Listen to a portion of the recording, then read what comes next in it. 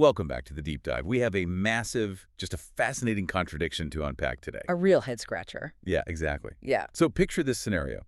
A company reports what is, by any standard metric, a spectacular quarter. Earnings are up 24%. Revenue hits $81.3 billion. I mean, it is essentially a money-printing machine operating at full speed. And yet, in the blink of an eye, the market steps in and wipes out $357 billion in value. It almost sounds like a glitch in the simulation, doesn't it? But that is exactly what went down with Microsoft's Q2 2026 earnings. Their sharpest daily decline since, March 2020? The pandemic panic? Exactly. So our mission today is to decode that panic. We need to figure out why Wall Street freaked out despite the record numbers and what this specific moment tells us about the future of AI. Well, it's a classic battle of perspectives, really. You have the short-term anxiety of Wall Street colliding head-on with a very expensive, very long-term strategy from Microsoft. We're going to dig into the war over CapEx, the so-called Azure miss, and this massive shift towards what they are calling agentic AI. Okay, but before we get into the weeds, we have to make one thing very, very clear for everyone listening. Yes, mandatory disclaimer time. Everything we discuss here, the information and analysis, is just to help you understand the market better. This is not investment advice. Absolutely not. Investing involves risk. Please do your own homework or consult a professional before entering the market. Okay, now that we're clear on that, let's start with the headline numbers because, if you were just looking at the income statement without knowing the stock price reaction, You'd be thrilled. you would assume everyone at Microsoft was popping champagne. Seriously. Yeah. Revenue was up 17% to $81.3 billion. Operating income jumped 21%. And this one really stood out to me, the Microsoft Cloud segment. Oh, yeah. It surpassed $50 billion in revenue. That's $50 billion in a single quarter. Let's just pause on that for a second to really grasp the scale. $50 billion in 3 months. It's just a mind-boggling number. It's bigger than the annual GDP of many sovereign nations. And you have to remember, Microsoft is what we call an aircraft carrier company. Right. When you are that big, the laws of physics usually say you can't move fast. You shouldn't be growing at 17%. Right. Usually you see that kind of explosive growth from a small, agile startup, not a trillion-dollar behemoth. It's like seeing an elephant sprint like a cheetah. Exactly. They are maneuvering an aircraft carrier like it's a jet ski. And that is what makes the market's reaction so interesting. And it wasn't just the cloud numbers. Windows 11 hit a huge milestone, 1 billion users. Up 45% year over year. And they have 15 million paid seats for Microsoft 365 Copilot. Yeah. That seems like a real tipping point for adoption, doesn't it? It is massive. 15 million people paying extra for AI integration is a really strong signal. And crucially, look at the efficiency. We know they are pouring money into AI, and we'll get to that intense spending in a minute. But the gross margins in their commercial cloud business held steady at 67%. So they're not just burning cash. Exactly. They are managing the back-end costs incredibly well despite all the investment. Okay, so we have record revenue, solid margins, massive user growth. If I'm holding Microsoft stock and I see this report, I'm thinking, great, lunch is on me. But then the stock tanks 10%. Why? Why did investors run for the hills? Yeah. It all comes down to the most dangerous game in finance, expectations. Specifically, expectations around Azure. Their cloud computing platform. This is the infamous Azure miss that all the headlines were screaming about. Right. So Azure growth came in at 39%. Now, in a vacuum, 39% growth for a business of that scale it's miraculous. But we don't live in a vacuum. No. The whisper number, that's the unofficial expectation that investors on the buy side were gossiping about, was 40%. Wait, let me get this straight. They missed by 1%. And the market shaved off nearly $360 billion. That feels disproportionate. Very. Well, markets are brutal, but there is a logic to the madness. It isn't just about missing a percentage point. It connects directly to how Microsoft is spending its money.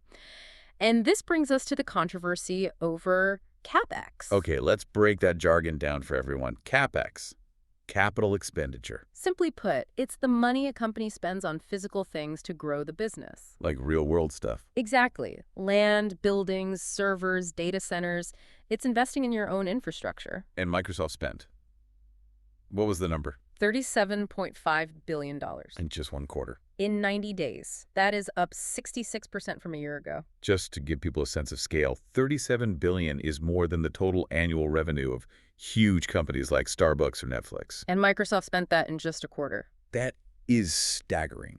And for investors, that sets off alarm bells. They are doing the math. They are asking, where is the return on investment? Where is the ROI? Right. If you're burning that much cash, you better be showing massive growth immediately. Precisely. So when Azure came in at 39% instead of 40%, investors started to panic that the spending isn't paying off fast enough. They worry it's a bottomless pit. But here's where the story gets really interesting. It's not just that they couldn't grow faster. There is this theory floating around from the earnings call. Some analysts are calling it the selfish cloud. I love that phrasing. This came out in the comments from Amy Hood, the CFO. She essentially admitted that demand for Azure is actually higher than what they reported. Meaning they had customers waving money at them, wanting to rent their AI chips. Yes. She implied that if they had taken all the new GPUs, the AI chips, that they just brought online and sold that capacity to external Azure customers, They would have hit the number. growth would have been over 40%. They would have beat the number easily. So they had the capacity to beat the number, but they chose not to. Correct. Instead of renting those chips out to customers, they kept a huge chunk of them for internal use. For what? They needed that computing power to run their own products. GitHub Copilot, Microsoft 365 Copilot, and all their internal testing. That is fascinating. So they are prioritizing their own product development over short-term rental revenue. It is a strategic trade-off. They are betting that building the best AI software now is worth more in the long run than squeezing out an extra percentage point of cloud rental revenue today. But Wall Street hates waiting. They want the revenue now. It's like a restaurant refusing to seat paying customers because the chef needs the kitchen to experiment on a new menu. That is the perfect analogy. And to take it further, the chef isn't just cooking new food, they are trying to redesign the stove itself. This leads us to the hardware strategy. Yes, Satya Nadella, the CEO, was dropping some very technical phrases. He kept talking about optimizing for tokens per watt per dollar. That is the new North Star metric. In the AI world, everything is measured in tokens. You can think of a token as a word or a piece of code generated by the AI. Nadella is obsessed with driving down the cost and energy required to produce each token. And they're doing that by finally building their own custom chips, right? They announced the Maya 200. This is huge. For a long time, Microsoft relied almost entirely on NVIDIA for AI chips. The king. Right. But the Maya 200 is Microsoft's own custom AI accelerator. They claim it delivers over 10 petaflops of performance. 10 petaflops sounds impressive. But strictly from a business perspective, why does this matter? It matters because of margins. They claim the Maya 200 offers a 30% better total cost of ownership compared to buying hardware from others. 30% cheaper is significant when you are spending $37 billion a quarter. It is massive. It means they can offer AI services cheaper than competitors who are stuck paying the NVIDIA tax, so to speak. They also launched another chip, the Cobalt 200. Yeah, that's a general-purpose CPU for regular cloud work. They are verticalizing their entire stack. And I have to mention the Fairwater project. I love this visual from the report. They were connecting data centers in Atlanta and Wisconsin using an AI van. Now, when I first read that, I pictured a literal van driving back and forth with hard drives. No, although that method, SneakerNet, does still exist for moving data sometimes. Right. But in this case, it's networking. They are calling it an AI superfactory. It shows the scale they are operating at. They are literally redesigning how the internet's plumbing works to handle these massive AI models, connecting distant data centers, so they act as one giant supercomputer. So the computer isn't in a room anymore. The computer spans from Georgia to Wisconsin. Precisely. And the power requirements. They added 1 gigawatt of power capacity in a single quarter. 1 gigawatt. That's roughly enough to power nearly 1 million homes. That is just the new capacity added in 3 months. It really highlights the physical reality of AI. It's not just code. It's concrete, cables, and massive amounts of electricity. So they're building the infrastructure, they're building the chips. But let's pivot to the software. We heard a lot about agents. I feel like agent is the buzzword of 2026. How is an agent different from the chatbots we have been using for the last few years? This is the critical pivot. A chatbot, like the early versions of ChatGPT, is conversational. You ask a question, it gives an answer. It's like a really smart librarian or consultant. Okay. An agent is functional. It does things. It is the shift from chatting to delegating. Okay, give me a concrete example so I can visualize this. Satya gave a great one regarding GitHub Copilot.